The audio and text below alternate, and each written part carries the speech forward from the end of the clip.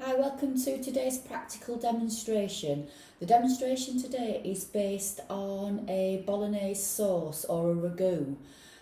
Bolognese originates from the Italian cuisine and from the region of Bologna. Over the years, Bolognese has become a recipe that has become really popular within the UK, and as it's become really popular within the UK, the recipe might have changed slightly to meet the needs of the British population. And that's what happens to lots and lots of recipes, as they are changed to meet different needs. So it could be that the recipe's been changed to meet the needs of people that are vegetarian or vegan, so we've got special diets. It might be that the recipe has been changed to make it cheaper or to make it healthier. So there are lots and lots of ways in which today's recipe can be changed. Okay. The demonstration today, you might just watch and answer a set of questions set by your teacher, or it might be that you want to have a go at actually making this practical and cooking along. If you do decide to take part in the practical, you do need to make sure that you've asked permission from whoever at home and that you are safe throughout it, so that you are following all of the safety rules that you've covered as part of your food course at school. Okay?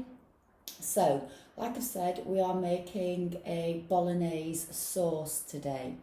What I'm going to do to start off with is just go over the ingredients that are in the recipe, but also talk to you a little bit about the changes that you might make if you're going to make this. Okay, so the first ingredient in the recipe is minced beef. Okay, the recipe states that you're using 250 grams of minced beef. Obviously, if you want to make a larger portion, then you can do, and you can upscale the recipe. If you want to make less, then you can.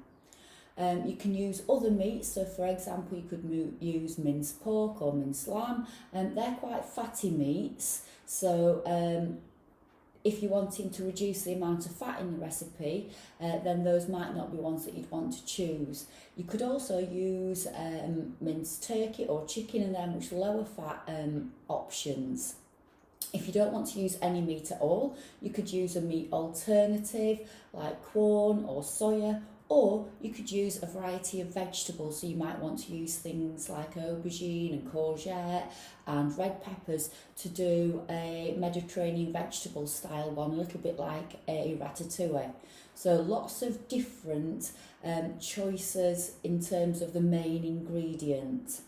The meat-based sort of Bolognese provides us with protein. And if it's meat-based, it's high biological value protein.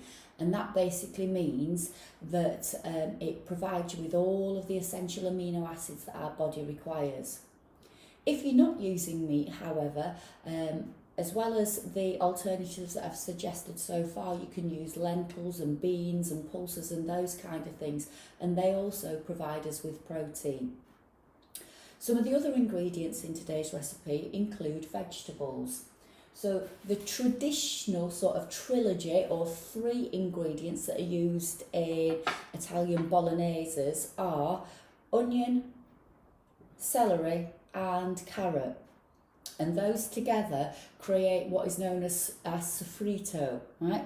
I'm going to add in a few extra vegetables today. So I'm going to add in mushroom and red pepper just to increase the number of portions of vegetables that are in there and to add to the nutrients. We'll talk a little bit more about those later on and how you can adapt and swap in different vegetables depending on what you like or don't like. The other ingredients that I'm going to add in are ingredients that make the sauce of the Bolognese. So you could either use passata or chopped tomatoes. Passata is basically chopped tomatoes that have been put through a sieve. Okay, so it makes it a little bit smoother. So you can add those in, or you can use a stock cube, or you could use just tomato puree and some water. So there's lots and lots of different options for making the sauce, But again, I'll talk you through those and explain what you can and can't use, etc., and how it'll affect sort of the final outcome. To start off with then, we need to do all of the preparation.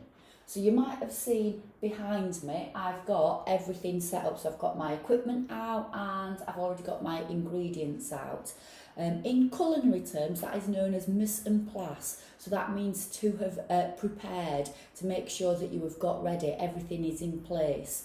And that's really important when you're doing practical work, because it makes it a lot easier if you're organised and you've got all your ingredients and equipment out, and then you're not dashing around everywhere. I've already realised that I've forgotten something, so I will be dashing around to get something in a minute, okay? Once you've got all of yourself sorted, the first thing that you're going to do is prepare the vegetables. So because you are going to be using a sharp knife, it's really important that you use a chopping board and you use the correct techniques to make sure that you are safe when you are using your knife. Because we're preparing vegetables, we usually in school use a vegetable knife or a paring knife. If you've not got one of those at home, whatever knife you have got available that is relatively sharp, so that it's going to be easy for you to be able to chop your vegetables, okay? I'm going to use a slightly larger knife today just to make it a little bit easier for me to do my vegetables. The first of the vegetables that I'm going to do is my onion, and this forms part of, like I said, this sofrito. And I'm using a red onion. It's slightly sweeter, but you can use a white onion, you can use a brown onion, you can use a leek. They all do exactly the same job. Onions are added into the majority of savoury dishes, whether that be a tomato soup or a bolognese or a curry, and they add that what is known as savoury flavour. So when you've got your onion, and I've got quite a big onion here, you've got two ends to it. So you've got the bulb end and you've got the root end. We're keeping the root end on. Stops you from crying, and it also means that the onion stays together a little bit more easily, and therefore is a bit easier for you to be able to chop it into fine pieces. So I'm going to take this end off first, making sure my fingers are out of the way. So I'm using what is known as the claw grip there. So my fingers are out of the way, and I'm just cutting off this bulb end. Once I've done that, I can then peel off the outer papery skin. So I need to get through to the shiny part of the onion, and that's the same if you're doing a white onion or a brown onion. You're getting through to the shiny part of the onion. That's what we want. So once I've peeled off the skin, what I can do is I've got it all peeled back, and then I can just twist and rip and take that bit off.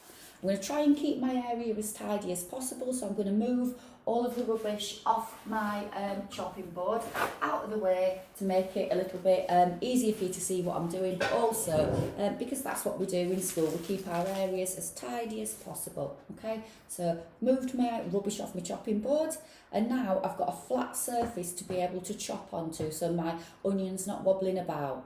I'm then going to be using the bridge grip so that I can hold the onion and I can cut underneath it, all right? So I'm cutting straight through the root now. So the root is going to help it all to stay together. Again, I've got two flat surfaces, so I can pop it onto my chopping board, and it's a little bit easier for me to chop. I'm going to use the bridge grip again, and I'm chopping down towards the back. You put the point of your knife in first, and then just push down. It makes it a little bit easier when you are chopping. All right, so point in and push down.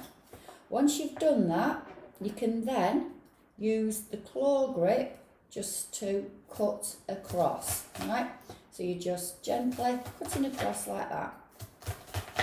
When you do this, what you'll find is you get lots of little pieces of onion. When you get quite close to your fingers, if it's a bit uncomfortable to do it at that stage, just twist your onion and you can just slice that way a little bit, and you still get lots of nice little pieces. Okay, so I'm just slicing it so that I've got lots of dices of onion. Okay, so I'm going to move that over to the side of the chopping board, and I'm going to do the other half of my onion. If you don't like lots of onion, you could just do half an onion. Okay, so I'm doing it again. point of the knife in and just slicing down underneath the bridge. Once I get to the end, I'm changing my grip to the claw grip and I'm just chopping down again. Making sure all of the time my fingers are out of the way. Okay, so I've got plenty of onion there, so I'm just going to pop that to one side and then have a look at the next vegetables that I've got. Like I said, this sofrito is made up of onion, celery and carrot, so that's the next ingredient that I'm going to add in. What I'm trying to do is make sure the pieces of the vegetables are quite small. That firstly means that they cook much more quickly, but secondly it means that they are hidden within the sauce, so you don't see big chunks of onion and celery, etc. So all I'm doing is I'm using the bridge again to slice down the celery, and then the claw so that I can chop into fine pieces. Okay? I'm trying to make quite small pieces of celery as we chop along. Celery is quite high in water, so it's got a large water content, which means that it is going to cook down and disappear into the sauce, but it's going to leave its vitamins in there, so it contains water-soluble vitamins, and those water-soluble vitamins end up in the sauce, so it makes it a little bit more nutritious for us. What celery's also got, as have all other vegetables, is lots of fibre. Fibre helps with a healthy digestive system, so basically it helps all of the waste products move through our body more successfully and helps us to go to the toilet a little bit easier. Right, the third of this sofrito set of ingredients is a carrot. So the carrot tends to take a little bit longer to cook because it's a harder vegetable. So what you might want to do is you might want to grate it so that it's a little bit easier to cook down, or you can slice it. So whichever one is easier for you, so either grating or slicing. I'm going to slice mine today just because I've not got my grater out. So firstly, I have done what is known as top and tail the carrot, and then I'm going to peel off the skin. So I'm just peeling down onto the chopping board. Okay, so I'm making sure that I'm not peeling towards myself because the peeler has got a blade. So I've made sure that I've not peeled near my finger, so I'm just going to tip it round now, and then I can continue to peel down again to make sure that, like I said, the blade's nowhere near my fingers. Again, I want this to be really small pieces, so like I said, a good idea would be to grate it, but I know that my grater's on top shelf and I can't reach it, so I'm just going to continue to chop it. So underneath the bridge again, I'm going to cut through so that the carrot is in half, and then I'm going to slice it and dice it. So again, underneath the bridge, I chop into sort of fingers or batons, and then I can dice it that way. Okay, so I've then got a claw grip and I'm just slicing and dicing. Okay, so I've got really small pieces of carrot again so that it is much easier for them to cook down. Carrot is a really good vegetable to put into a bolognese because it contains natural sugar, and the sugar within the carrot actually brings out the flavour of the tomatoes within the recipe. Okay, so again, I'll just slice into batons underneath the bridge and then dice. Another good thing about carrot is it contains the vitamin A. Vitamin A helps with healthy eyesight. So when they say if you eat carrots it helps you see in the dark, it's actually true. Because vitamin A helps with the formation of something known as visual purple, which is in the retina, and it does help you to see in dim light. Okay, so we've got some vitamin A in there. So I've now prepared the carrot, so that's all chopped up. So those are your three basic traditional vegetables that you would find in a bolognese or any Italian-based sort of meat dish. And like I said, that is known as the sofrito. Depending on what recipe you look at, sometimes they cook these vegetables first and then add in the meat, or in other recipes, the meat's browned off first and then these vegetables are added. Doesn't matter which way you do it, it both works out. Today I'm actually going to cook the meat first and then add the vegetables in after, okay? But like I said, it doesn't really matter which way you do it. Some other vegetables that I've got include a red pepper, because it's a really bright colour, that suggests that it contains lots and lots of antioxidants. And what antioxidants do is they help to reduce the risk of cancer, so they're anti-carcinogenic. It also suggests that it contains quite a lot of vitamin B, which helps with the release of energy from our foods.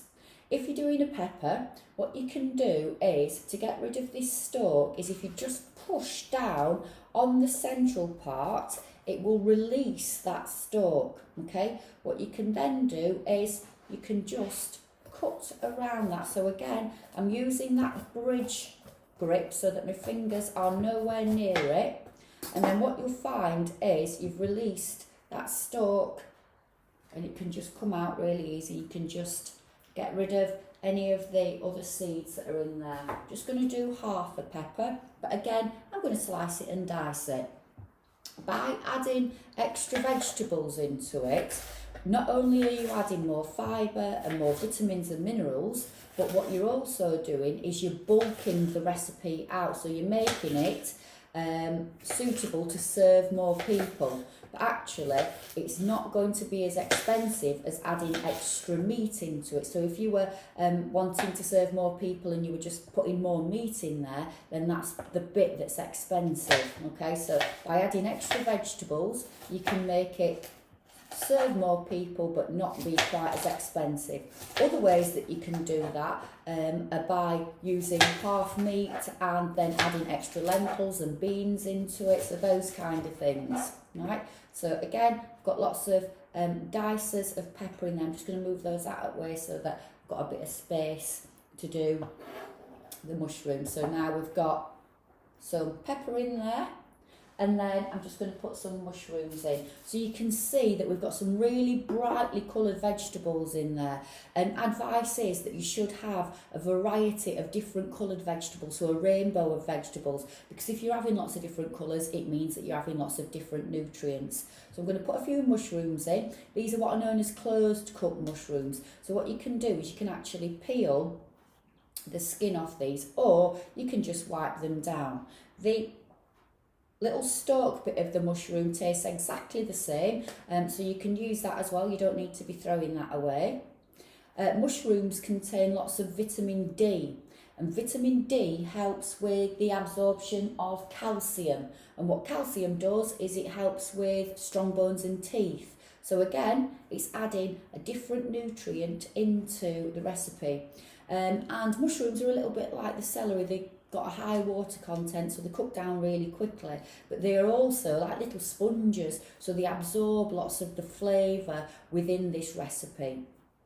So I'll just do 2 more mushrooms, chop those up, and then we're ready to get cooking. All right, so the most time consuming part of this recipe, and of lots and lots of other recipes, is the preparation. So it's all of the chopping. So if you were doing a stir fry, it's the chopping that takes the time.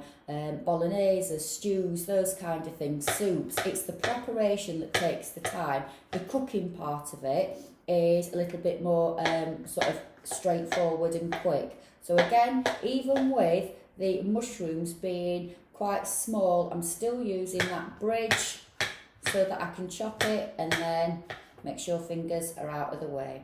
Okay, so slicing and dicing again. And then I'll do the same with the stalks so that I can add those in and we're not wasting those.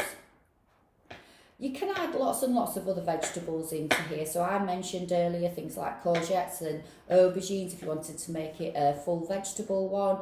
If you were doing it as a chilli, then you could add things like sweet corn into it, because this base of ingredients, so mince, vegetables, can be used for a whole variety of different recipes. So like we said, it could be a bolognese sauce, but you could then use that bolognese sauce and make it into a lasagna, or you could make it into a cannelloni. If you didn't want it to be as tomato based, rather than just adding passata or chopped tomatoes into it, your sauce could be made up of a beef stock cube, so a gravy, and then you could use it to make a cottage pie or a shepherd's pie by putting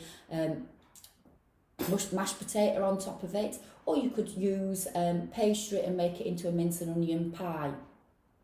If you wanted to make it a little bit spicier, you could make it into a chilli by adding kidney beans and then chilli flakes or chilli powder and those kind of things. So there are lots and lots of ways in which this recipe can be adapted and changed depending on what ingredients you've got in and what your personal likes and dislikes are. Okay, so vegetables are done, so I'm just going to pop those to one side so that we can start the next stage.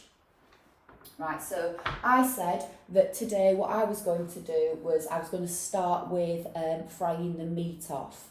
I've got some lean minced beef. So the term lean means to have less fat in it.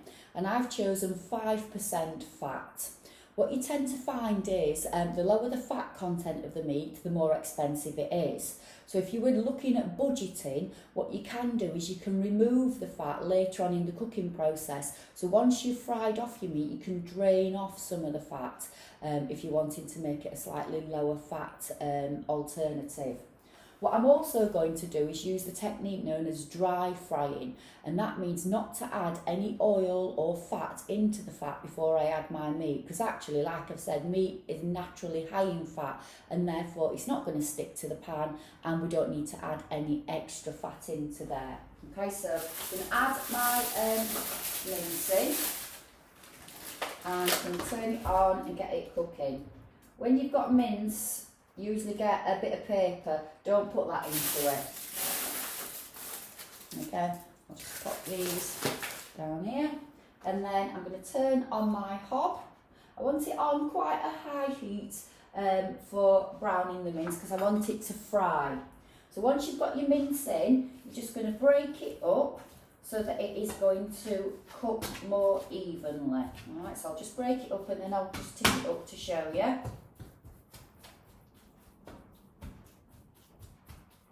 Right, so I've got my mince all broken up there. It now needs to start frying. So I'll just turn that on. What you'll find is, as it starts to heat up, the fat will sort of melt out and coat the bottom of the pan. That will stop it from sticking. What you'll also then find is you'll get some water coming out of it. That's absolutely fine, and that's the natural process. What you're wanting to do is for that water to evaporate so that the meat can then start to fry again, okay? So you want it to be nice and golden brown and sort of crispy, and for the majority of the liquid or the water to have disappeared. Once it gets to that stage, you are then going to be adding your vegetables in. The reason that I'm cooking the meat first is to make sure that it is thoroughly cooked. Because obviously meat is a high risk food, so that means you don't cook it properly, you are at a higher risk of getting food poisoning from it. So it is really important that we've checked that it is cooked all the way through.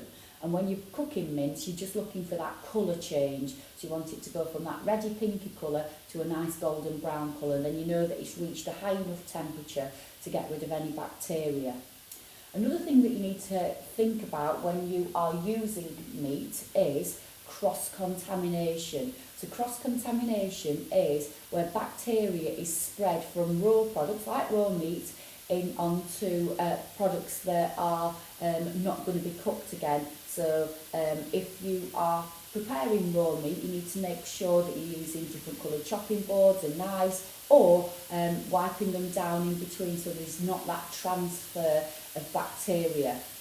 It's also really important that you store raw meat effectively. So raw meat needs to be stored on the bottom shelf of your fridge so that it doesn't drip any meat juices down onto anything else. Okay, so just a few things that you need to remember. You can hear now it's starting to sizzle. Okay, so it's reached a high temperature so that it's going to start cooking. When it starts sizzling, you need to make sure that you're just moving the meat around so that it is cooking evenly.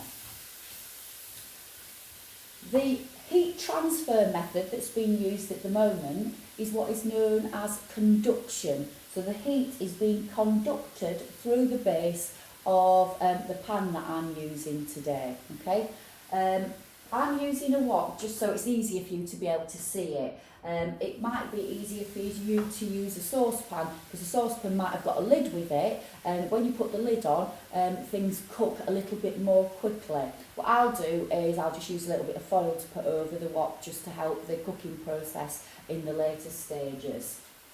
Right, so now I've got this water starting to come out of my mince, so I need to make sure that that's disappeared. Okay. Couple of safety pointers when you're using the hob. Please make sure that you ask permission and you know how to use it effectively. Your pan handle needs to be out to the side so that you don't knock it off. You need to check what kind of handle you've got. I've got a plastic handle here which is an insulator, so it's not going to get hot. But if we were in school, we've got metal handles, so we need to use a pan handle protector because metal obviously conducts heat like we've just talked about. Also, don't leave your pan unattended. It's really important that you keep watching it all of the time because you don't want things bubbling over, etc. And don't leave anything plastic or wooden or metal just hanging in your pan because it will melt or burn, etc., or heat up and then burn your hands when you come to touch it. While that's cooking, what I'm going to do now is I'm just going to be preparing the other ingredients that are going into the bolognese, so the sauce ingredients.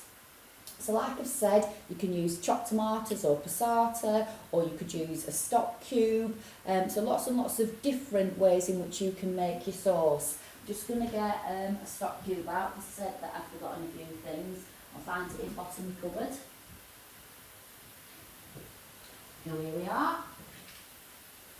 Right, so I've got a vegetable stock cube and a beef stock cube. If I was doing an all vegetable or a corn based bolognese, I'd be using a vegetable stock cube, and if I'm doing a meat based one, I might want to use a beef one. Like I said, if you were doing a savoury mince that you were going to put mashed potato on top, it'd just be the stock cube that you'd put in. But if you're doing a chilli or a bolognese, it might be a combination of both. So I'm going to use a combination today. So I'm going to pop in my stock cube and I'm going to dilute that with some boiling water. And again, depending on whether you're adding tomatoes in as part of the liquid or not, will depend on how much water you put in there. Just going to give this a quick stir. As you can hear, it's sizzling a little bit more now, so that means most of the liquid is cooked off and it's nearly brown, ready to be able to move on to the next stage. Right, so I'll just move these out of the way so that you can see. So you can see now, hopefully, that the mince is all nice and browned, so there's no red bits left in there, so that means that I can move on to the next stage. So it's all fried off. The next stage then is going to be to add in all of my pre-prepared vegetables. So the onion, the celery, the carrot, the pepper, the mushroom are all going in there now. And I've got a few more that I've prepared before. Just to pop in, and then I'm going to stir that round. At this stage you need to turn the heat down, right, so you want to cook the vegetables much more gently. I'll just give it a stir and then I'll show you all the brilliant colours that are in there now and how much more there is by adding lots of vegetables. Right, so you can see now loads of nice bright colours in there and so much more. So by adding lots of vegetables, you can really bulk out the recipe and make it feed more people, okay? So that's in, and like I said, I've turned the heat down now so that I can gently cook while I'm just finishing off making the stuff for my sauce. So I've got to dilute this. I'm going to put some boiling water in from the kettle.